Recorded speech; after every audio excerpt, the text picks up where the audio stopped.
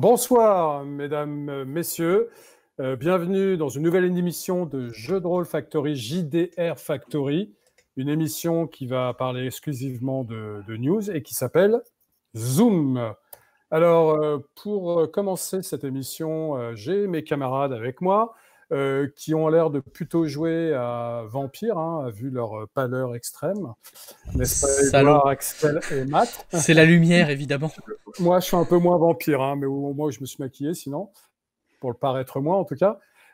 Donc, on va parler de news. Et en plus, ça tombe très bien qu'on parle de news, puisque dans un mois, à peu près, c'est la sortie du confinement, normalement, mais c'est quoi? Noël. C'est Bah, c'est Noël. Noël. Bah oui, c'est Noël. Oui. Et c'est Noël qui dit Noël, dit cadeau. Et cadeau, Eh bah, ouais. pour des releases, pour des gamers comme nous, c'est bienvenu. Donc, nous, c'est pas pour nous cette fois, mais plutôt pour nos auditeurs et auditrices, nous allons proposer des idées de cadeaux peut-être ce soir, mais pas que pour Noël, peut-être pour demain, dans une semaine, un mois, un an, etc. Alors, pour le petit déroulé, ben, on va en fait se fixer des périodes et chacun son tour, nous allons intervenir à peu près, suivant les périodes, suivant ce que vous proposez, ce que je propose aussi. Et puis, ben, on va faire quelque chose de plutôt chronologique. Et tiens, comme ça, en passant, est-ce que... alors, plutôt jeu de rôle, hein, évidemment, parce qu'on est chez JDR Factory. En jeu de rôle, en époque préhistoire, par exemple, qu'est-ce que quelqu'un a quelque chose à proposer? Il n'y aurait pas quelque chose chez Black Book Edition là, qui arrive C'est bientôt? ça. On va pas. Apparemment, il y a le nouveau jeu là, qui vient d'arriver, qui est par un crowdfunding qui a bien marché, de Wurm, de Emmanuel Roudier. Donc, maintenant, je crois que les backers sont en train de récupérer le bestiau, comme on pourrait dire. Et il tient ses promesses, quoi. Bon, ben, on va pas représenter le talent d'Emmanuel, qui nous a déjà bien régalé avec, comment il s'appelle, avec Ball, et Barbaria Lemuria. Voilà. C'était. Non. Donc Emmanuel Roudier, auteur de bande dessinée, qui avait déjà commis une première édition de Wurm en 2011 chez les éditions Icar, et puis une nouvelle édition, encore plus belle, plus fournie, en 2020 avec Black Book Edition. Alors, la préhistoire, je crois qu'on n'a pas autre chose. On va monter l'Antiquité. Quelqu'un propose quelque chose pour l'Antiquité? Égyptienne, romaine, grecque, autre? Ok, ben on va passer au médiéval. Là, je crois que par contre, ça va durer un Là, petit il y en a moment. pour un moment, ouais. Il y a du monde. Médiéval historico et médiéval fantastique, qui propose quelque chose? Allez, je commence, parce que je vais le faire assez rapidement. Moi, je propose ceci. Alors, ça vient de chez Larousse. Qui dit Larousse dit les éditions Hachette, puisque Larousse appartient à Hachette. Il faut savoir que Hachette se lance de plus en plus dans le jeu, a même un département jeu qui s'appelle Studio H, dirigé par un transfuge de Matago, Hicham. Et d'ailleurs, dès leur premier jeu de plateau, ils ont gagné l'As d'or à Cannes. Et alors, Larousse et Studio H, c'est indépendant quand même, ça appartient à Hachette. Mais voilà, Larousse, c'est pas le premier. Ça, c'est une réédition en fait qui est sortie d'un jeu de rôle qui est sorti il y a 2 ans. Donc j'en parle vite fait. Ça s'appelle Le Petit Manuel d'initiation au jeu de rôle. Alors il y a 2 ans, c'était sous la forme d'une boîte, et aujourd'hui, c'est sous la forme d'un beau livre. Alors, on va rien vous cacher, c'est un petit peu plus cher que la première édition. C'est 2 euros de plus, 14,95 €. Ça reste en dessous de 15 €. On va dire que ça, c'est le cadeau idéal si vous achetez un bon gros jeu de hardcore gamer. Et puis, bon, allez, vous rajoutez 15 € et vous prenez le Larousse pour vous, pour jouer avec vos enfants, ou au contraire, pour faire jouer vos enfants. C'est vraiment très sympa, c'est très complet. Bon, il manque une chose, il manque les dés quand même. Mais aujourd'hui, c'est très facile de se procurer des dés un peu partout. Au pire, vous utilisez votre smartphone, il y a plein d'applications gratuites. Donc voilà, moi, voilà, j'ai commencé. Est-ce que quelqu'un veut enchaîner avec du médiéval ou médiéval fantastique? Oui, moi j'ai un joli coup de cœur, ça va plutôt être un jeu un peu indé, c'est un hack, c'est en anglais, mais qui s'appelle Warlock. C'est une belle surprise, c'est un hack de Warhammer, et donc c'est pas un jeu OSR, parce que c'est, comment dire, l'OSR à la base c'est surtout sur des DD-like, ouais. Donc là c'est plutôt calqué sur le Warhammer avec un système de carrière. Donc il y a pas beaucoup énormément de compétences, mais après il y a comme caractéristique, il y a juste vos points de vie et vos points de chance. Voilà. Donc c'est un truc qui a été fait par des Anglais, d'après ce que j'ai compris, et c'est super mignon. Il y a déjà 2 compendiums, il y a un kingdom, une espèce de mini bac à sable, il y a plein de petites carrières. Évidemment, quand c'est hyper simple comme ça, on peut facilement le hacker. Donc voilà, ça c'est une belle découverte, donc je le conseille. T'as dit mignon, moi j'ai vu les illustrations, c'est pas le premier mot qui me vient à l'esprit, mignon. Alors, sincèrement, pour dire, c'est pas du tout beau, c'est pas cher, c'est pas velu, c'est très OSR, mais ça l'est pas, c'est très carrière. Voilà, c'est vraiment un truc, voilà, c'est fait à l'ancienne avec des dessins horribles, je suis complètement d'accord. Ah non, moi je disais pas que c'était moche, je disais non, juste mais que moi, c'était pas mignon, ça ressemblait pas à un Popple, si tu veux. Ouais, non, mais moi, je le dis, c'est totalement moche, je pense que c'est limite assumé, et en fait, tu peux télécharger, te faire livrer chez DraftTrue, là, et donc le PDF, et puis après, c'est écrit en espèce de tableting, quoi, mais la typo, mais il doit y avoir, je sais pas combien de signes, mais ça monte vite en page parce que c'est pas assez bien calibré, quoi, mais sinon, voilà, c'est très sympa comme jeu, quoi. Donc un jeu de rôle avec des illustrations intéressantes. Qui veut enchaîner sur du médiéval fantastique? Matt, tu peux nous parler d'un gros jeu peut-être? Puisqu'on parle de DD-like, je vais prendre la balle au vol. Donc écoute, qui dit DD dit dernière campagne de DD, c'est-à-dire Rime of the Frost Maiden, que je traduirais de manière très cavalière le chant de la Vierge des Glaces. Oh, c'est génial. Voilà. C'est beau. Et qui se passe donc à Icewind Dale, donc qui est un coin du monde des Forgotten Realms, des Royaumes oubliés, voilà. C'est la dernière campagne qui vient de sortir, la dernière grosse campagne. Ce qui est bien, c'est que même si vous n'êtes pas ultra fan des Royaumes oubliés, c'est transposable. Les seuls piliers qu'il faut garder dans cette campagne, c'est il faut de la glace, de la neige, il faut un décor arctique. Hein. Si vous n'aimez pas l'Arctique, si vous n'avez pas envie de mettre vos joueurs les pieds dans la neige, dans la nuit, le froid et le blizzard, c'est pas une campagne pour vous. Par contre, si vous avez envie d'envoyer vos joueurs dans un truc bien claustro à la Things de Carpenter, quel que soit l'endroit, que ce soit les Royaumes oubliés ailleurs, c'est une campagne qui est vraiment pas mal et que j'ai trouvé très intéressante, qui est une bonne évolution sur ce que fait globalement Wizards of the Coast sur les campagnes, c'est-à-dire que de plus en plus, ils vont vers le bac à sable. Et en gros, il y a une bonne partie de la campagne qui est un bon gros bac à sable, en fait, tous les premiers niveaux. Le bac à sable est restreint, c'est-à-dire start small, comme ils disent dans le livre Les Guides des Maîtres, c'est-à-dire on commence petit, puis après on ouvre sur la plus grande région d'Icewind Dale, et après on va vers quelque chose d'un peu plus linéaire, avec des bons gros donjons, quoi.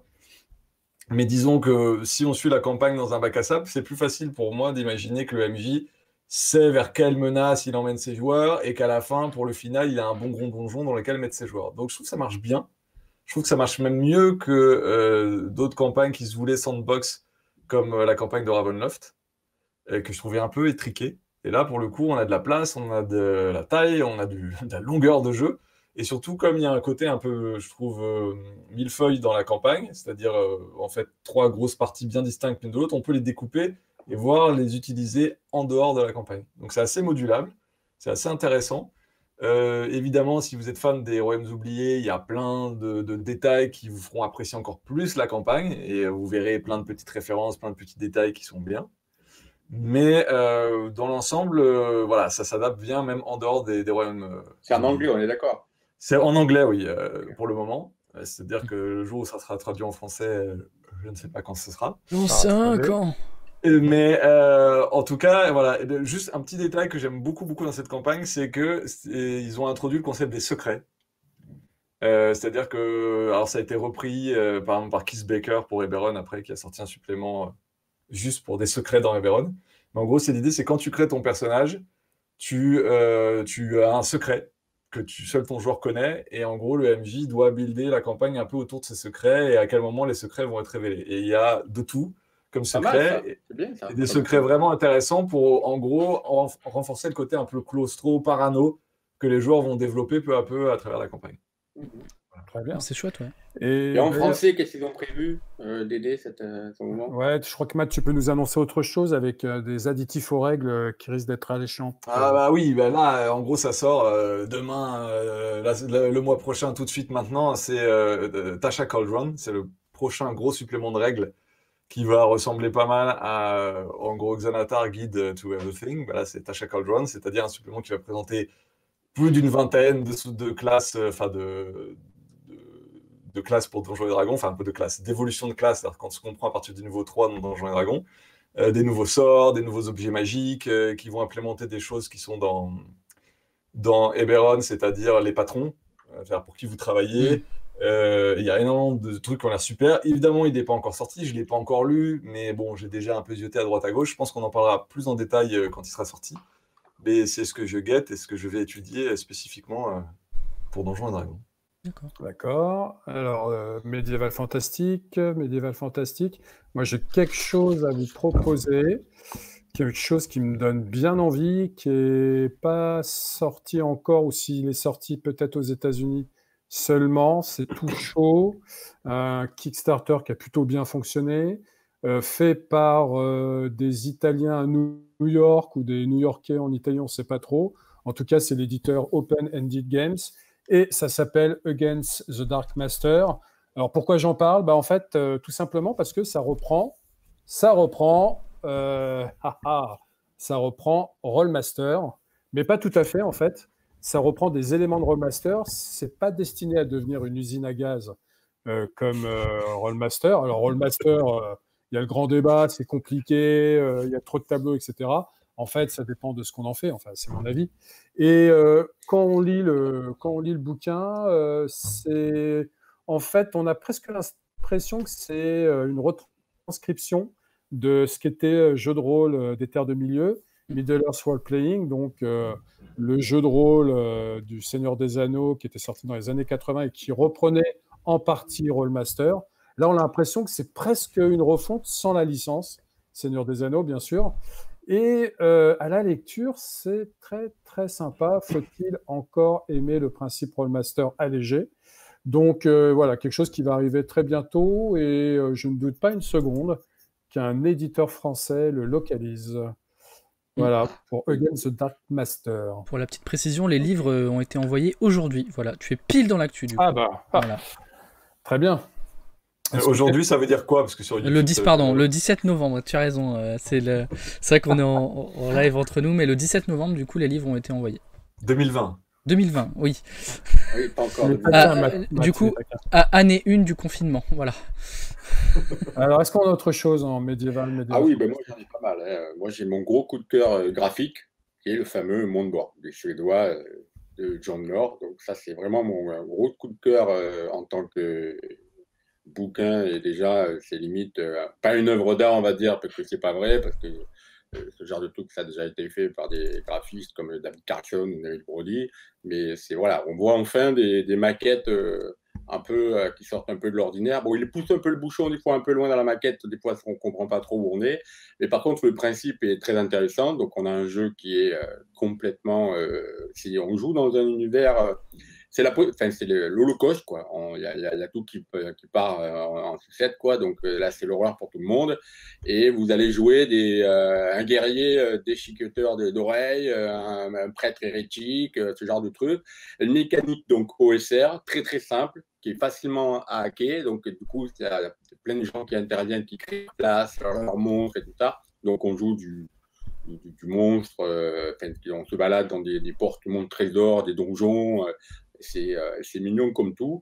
Et en plus de ça, il va pas s'arrêter là. Le Jean de Nord, il va sortir. Et ça sera pour la période plus tard. C'est mignon. Donc. Je crois qu'il faut qu'on parle de ce que tu as fait. On parle de mignon entre nous. Mais ouais, je crois que c'est un tel carton que c'est en réimpression. Si je dis pas de bêtises. Oui, c'est ça. Alors, c'est très fluo, c'est très facile, c'est très gritty, c'est très crunchy, c'est facile à hacker, quoi. Voilà, c'est vraiment fin de monde. Voilà. Par contre, il ne faut pas être trop névrosé parce que sinon, on peut basculer du mauvais côté, quoi. Ça, c'est fait. Ça veut dire que si, quand on était gamin, on avait sorti ce bouquin-là, Mireille Dumas serait devenue folle, quoi. Oui, c'est un peu ça, quoi. Il y a des chances. Ouais, ça me rappelle un jeu qui s'appelait The Whispering Vault, qui a eu des petits soucis comme ça aussi, qui était assez étrange. On incarnait je ne sais plus quoi, mais c'est bien resté en tête et je l'ai bien gardé dans un coin. Il est très particulier comme jeu. Ok, est-ce que tu as encore du Medfan Du Edouard Medfan, il y a alors là, dans mon coup de cœur OCR, je dirais le Black Sword Hack de Kobayashi. Donc là, on est sur un hack du Black Hack, mais pour jouer la période, là c'est en anglais aussi, pour jouer la période de, comment dire, de Stormbringer. Donc quelque chose de très dark avec des démons.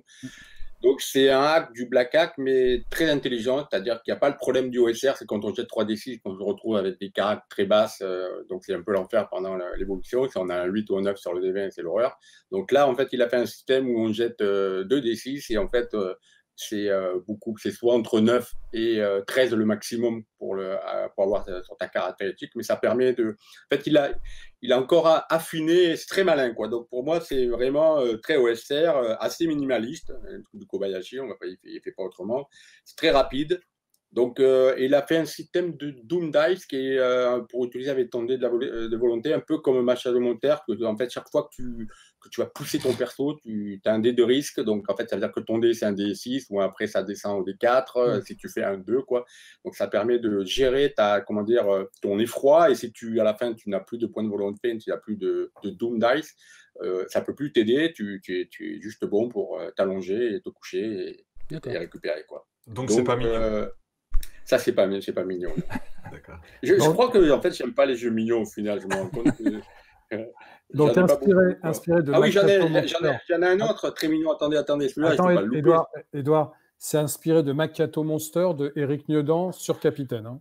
C'est ça le système de Non, jeu. c'est plus un système du Black Hack. Donc, c'est le jeu Black Hack, qui est la version 2 que je conseille, qui est un hack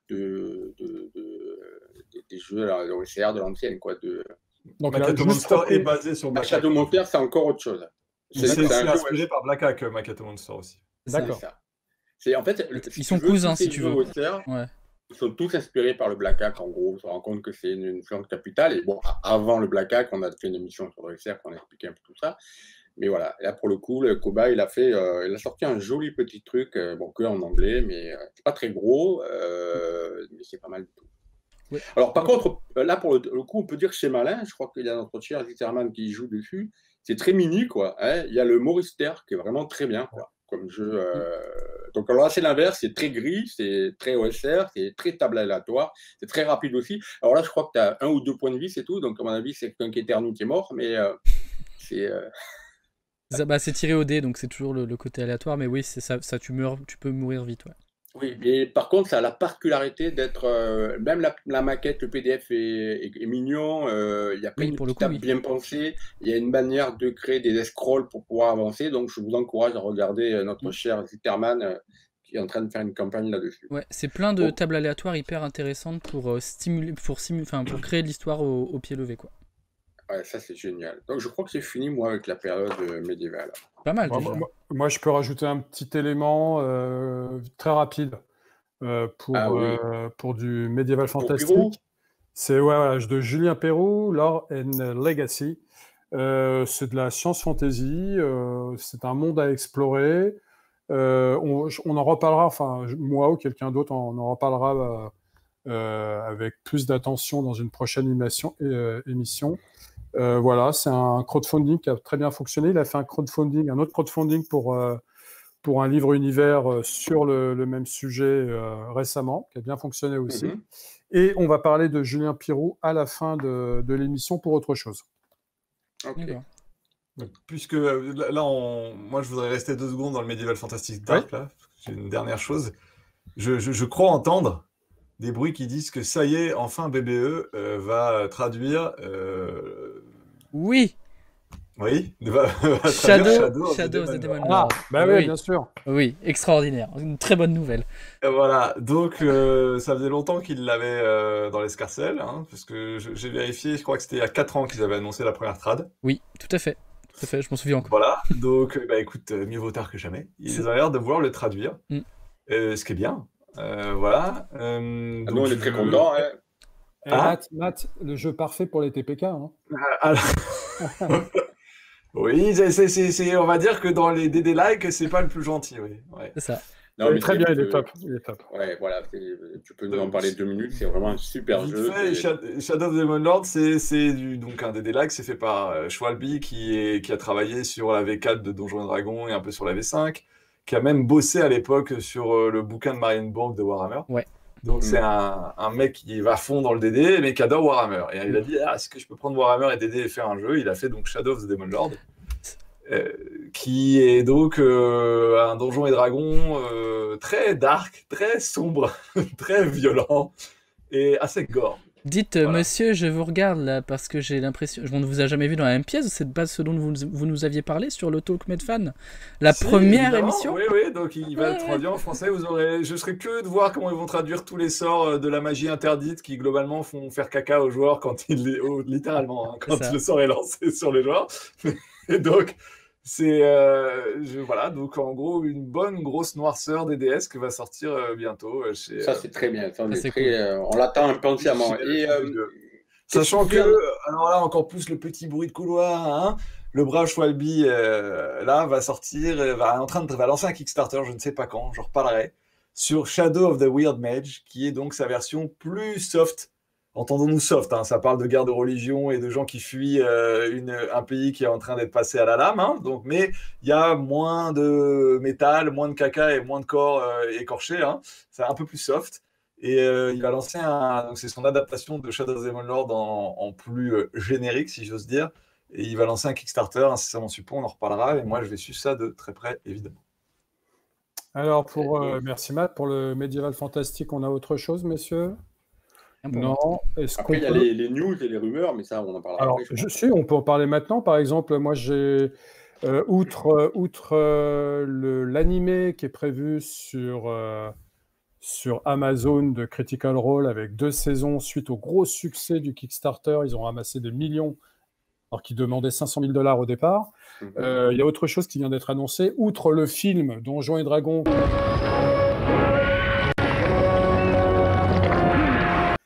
produit par la Paramount qui était prévu en 2021 puis maintenant 2022. On ne parle pas de ce genre de choses, il ne faut pas lancer le mauvais sort. Eh ben si, là je suis obligé parce que là ça se concrétise de plus en plus. La série télé Donjons et Dragons est annoncée et évidemment. C'est d'animation, non? Non, pas d'animation. Ça serait du live. It was a mistake. Donc on attend des précisions. J'espère que ça va se faire. On a d'autres rumeurs, d'autres news, messieurs?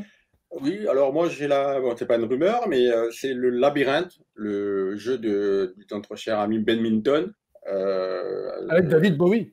Ouais, voilà, donc c'est un jeu très beau, très joli, c'est assez OSR, mais sur le film de David Bowie, avec la photo de David Bowie en couve, etc. C'est super bien, donc ça va être traduit par BBE, ça c'est un super jeu. Je vais faire très vite pour le Père médiéval. Il y a aussi Midnight de Edge. Donc, ça ressort en fin d'année, début d'année prochaine, à mon avis, avec le Covid. Ça c'est pas mal du tout. C'est des trucs qu'avait au départ, c'était la licence de BBE qu'il avait, donc ça va être repris. Et un peu arrangé. Il m'a coupé l'herbe sous le pied sur Shadow of the Demon Lord, mon cher ami. Il y a le Capitaine Vaudou qui est en train d'arriver. Donc ça, c'est pas mal du tout. C'est quand même un vieux jeu basé sur le système simulacre de notre cher ami Pierre Rosenthal et Jean-Pierre Descaux, je crois, les scénaristes. Donc c'est un spécialiste de la BD. Une nouvelle édition avec un vieux système. Retrouver le système Maléfice, voilà, pour ceux qui connaîtraient plutôt ça. Alors, c'est très BD, c'est très simpliste, c'est très fun et c'est très beau en dessin. Il y a Mathieu Loffray qui fait les dessins qui est magnifique. Et derrière, il y a même une BD qui va étendre le lore sur Captain Voodoo, donc impossible de ne pas en parler un petit peu quand même.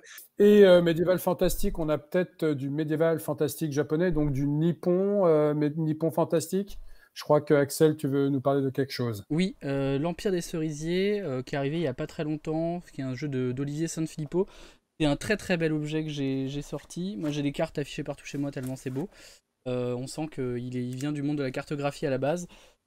C'est donc très léger, on n'est clairement pas dans la même veine qu'un L5R. Ça se veut assez accessible, la communauté en plus est hyper vivante, hyper investie autour. Ça a été un vrai plaisir à parcourir, c'est un vrai livre d'art. Il nous a régalé là-dessus, Olivier Sanfilippo, l'attente valait le coup. On va laisser tomber le Moyen-Âge un peu, là. On va remonter un peu. Renaissance, classique. Ouais. Alors que là, on a quand même parlé de Vaudou, qui est plutôt du pirate fantastique. Mm. Et peut-être du 19e, victorien. Ça va être pour moi. Je vais vous parler de ma pépite, excellent. ma petite pépite de ce mois-ci, mais qui est sortie en vrai en août. C'est Les Contes de minuit d'Anthony Combrexel, que certains connaissent plus sous le nom de Ino, à mon avis. C'est son plus gros bouquin, je pense, en termes de pages. C'est un projet qui a mis plusieurs années. Moi, ce qui me l'a fait, le gros coup de cœur, en fait, qui m'a décidé à l'acheter, il a fait une page Facebook durant tout le processus de création, où il racontait ses déboires, ses réussites, etc. C'est en forme de journal intime. C'est un truc qui était fermé au public. Il a ouvert, en fait, au moment où il a release le livre. Et c'est hyper intéressant, notamment pour les créateurs en herbe, les gens qui voudraient se lancer dans l'écriture d'un jeu de rôle sur un projet un peu conséquent, qui demande du temps et de l'investissement. C'est un livre qui il annonce en fait le détester maintenant, voilà, tellement il a bossé dessus et tellement il en pouvait plus à la fin. Mais c'est un bouquin qui est d'excellente facture, donc j'ai dit 240 pages au format A5, donc moi c'est un format que j'aime beaucoup parce que ça se tient bien, ça se manipule bien, j'aime bien faire vivre mes bouquins et les emmener un peu partout avec moi.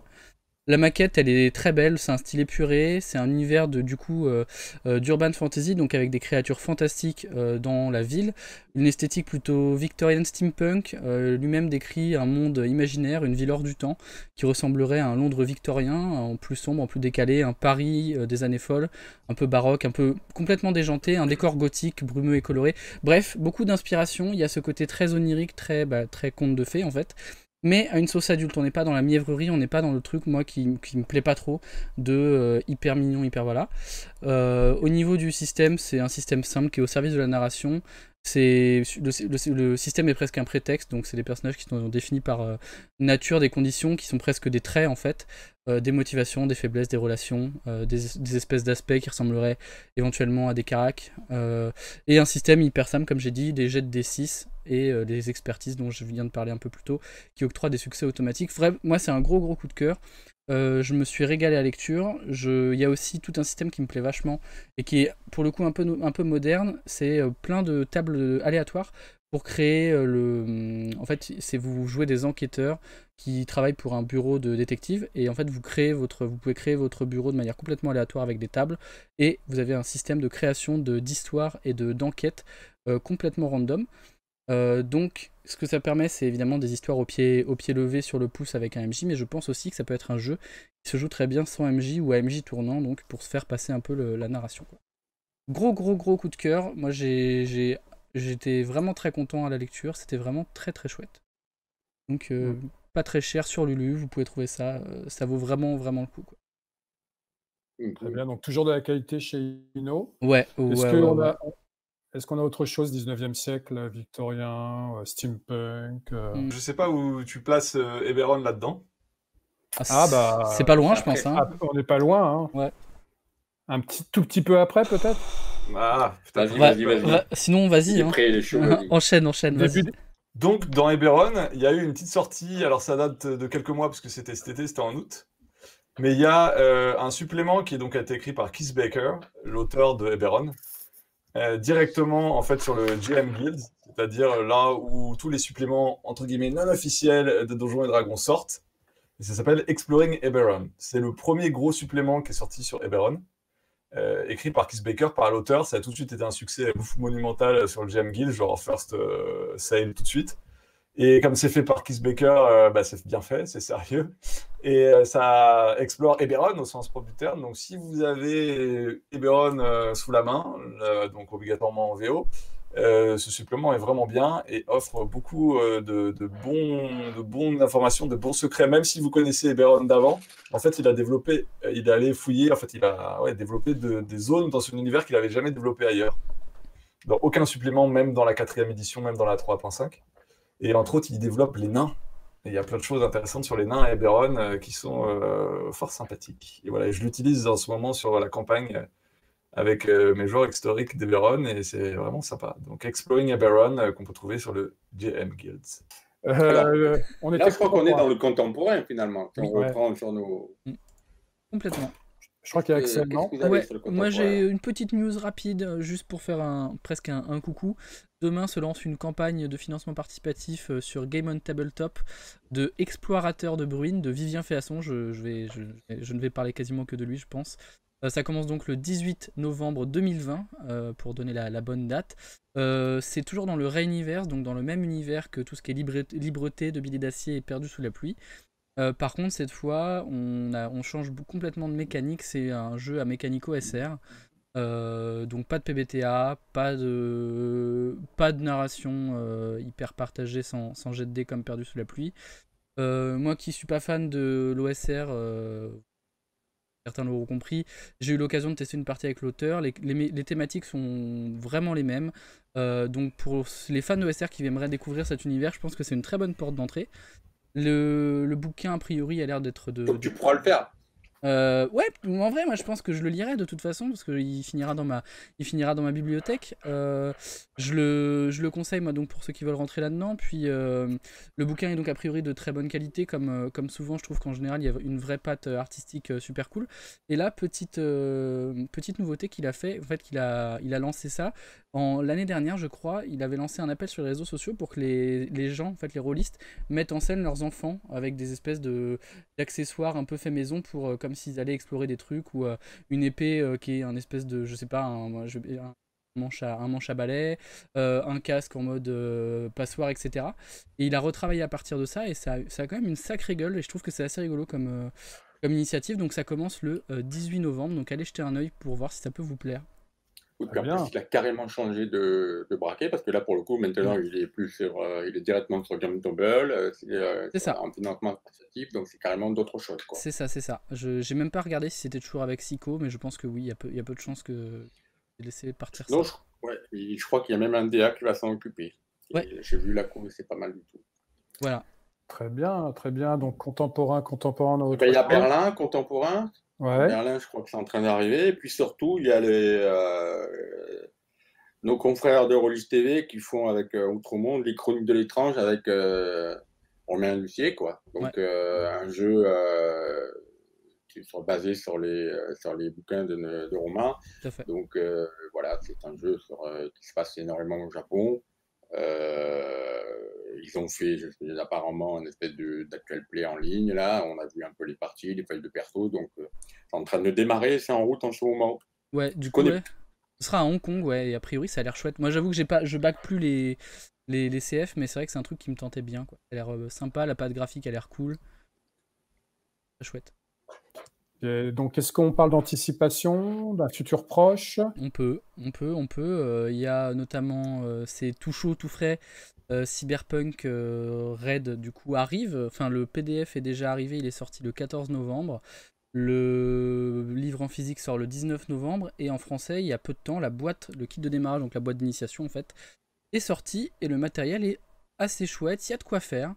Moi, c'est un truc que j'ai récupéré comme ça, un peu au débeauté, un peu par nostalgie. Cyberpunk, c'est un des premiers jeux que j'ai fait en ligne. C'est une belle boîte. Alors, c'est une belle boîte en carton. Le support, enfin, le contenant est très, très sympa. C'est pas du, comment je vais appeler ça, du carton boîte de céréales, quoi.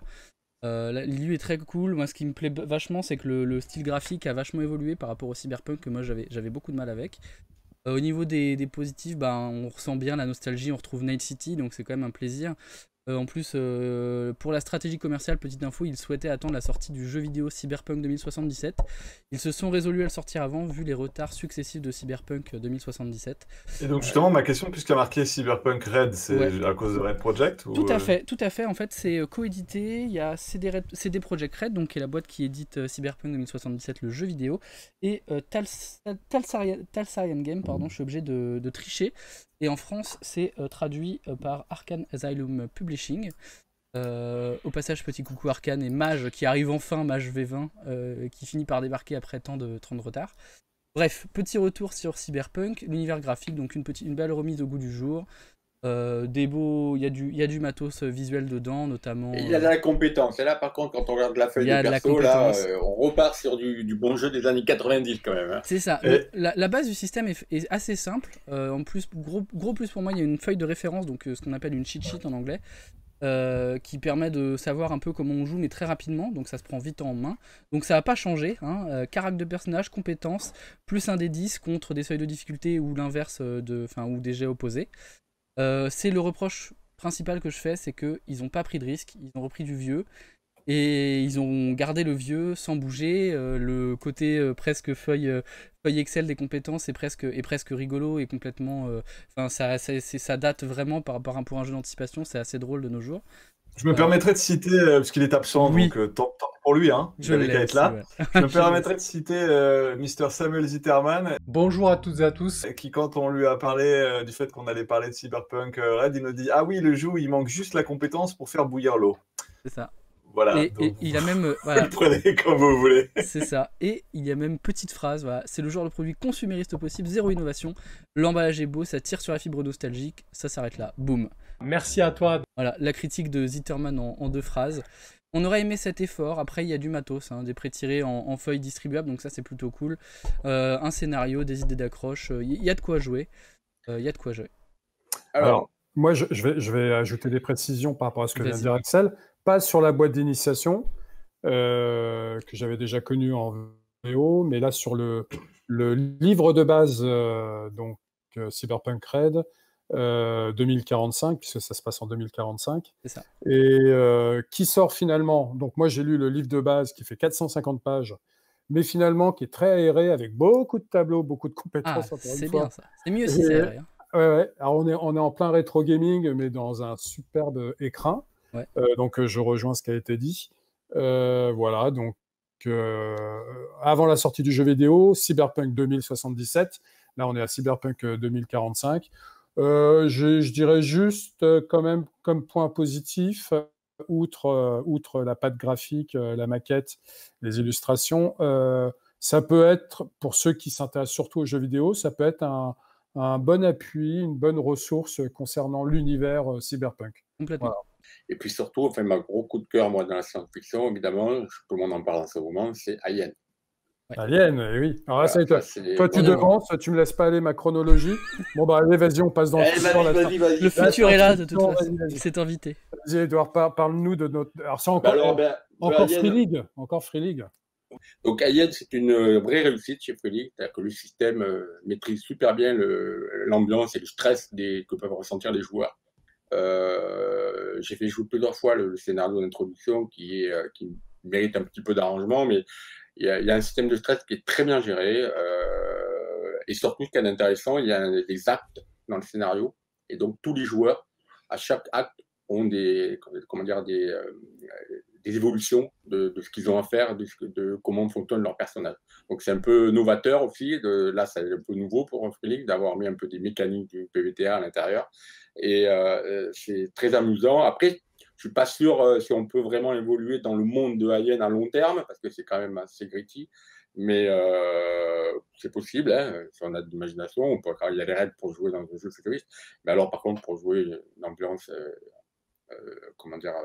avec les androïdes, avec des ambiguïtés, les joueurs, etc., c'est une perle. On peut parler d'autre chose, comme peut-être, pour terminer, d'accessoires de jeux de rôle. Moi, je voudrais parler de quelque chose. Un truc que tout rôliste devrait se procurer, on pourra le voir ici grâce à notre monteur, notre star monteur Matt, c'est le calendrier de l'Avent des rôlistes. C'est le calendrier de l'Avent avec, à chaque fois, un dé, chaque jour un dé différent. Alors, je vous le dis tout de suite, il est en rupture dans la plupart des sites de vente en ligne, sauf celui dont on ne doit pas parler, qui est très décrié ces derniers temps, mais il est quand même disponible chez le gros vendeur en ligne, au double du prix quand même. Hein.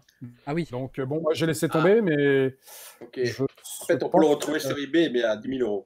Ah, aussi, d'accord. Ok. Donc, il y avait ça, et puis je voudrais vous parler d'autre chose. C'est ça, qui passe devant moi, là, comme ça, très impoli, ce bouquin. C'est la grande aventure du jeu de rôle. C'est quelque chose que moi, je voulais faire, mais on m'a précédé. Donc, c'est chez Inis Éditions, géré par le saint patron des geeks, Cédric Littardi. Voilà, donc la grande aventure du jeu de rôle, c'est tout simplement une histoire du jeu de rôle depuis sa conception, la sortie du premier produit jeu de rôle en 74, Donjons et Dragons, jusqu'à maintenant. Donc c'est beaucoup d'illustrations, de photos de jeux de rôle, d'articles d'époque. Il a écrit ça tout seul, en fait, Pierrot? Ouais, pratiquement, oui, tout seul, ouais. Et aidé beaucoup par des interviews. Il a interviewé, par exemple, Didier Guizerix, et évidemment, Coralie David, je vois. Je sais plus qui d'autre. Il a même interviewé des Américains. Une préface, j'allais dire une interface, non, quand même pas. Une préface de Maxime Chatham, un grand lys devant l'éternel. Et voilà, le bouquin aussi qu'il faudrait offrir ou se procurer. Vous avez vu, il est balèze, hein, il est lourd. Très agréable à recevoir des bouquins aussi lourds. Et il prend de la place, un format carré inhabituel. Merci à vous, merci de nous avoir suivis pour cette première émission Zoom qui concerne les news dans notre univers préféré, le jeu de rôle. Merci à tous, on vous retrouve très vite sur les différentes émissions de JDR Factory. Ciao. À bientôt. Ciao. À bientôt.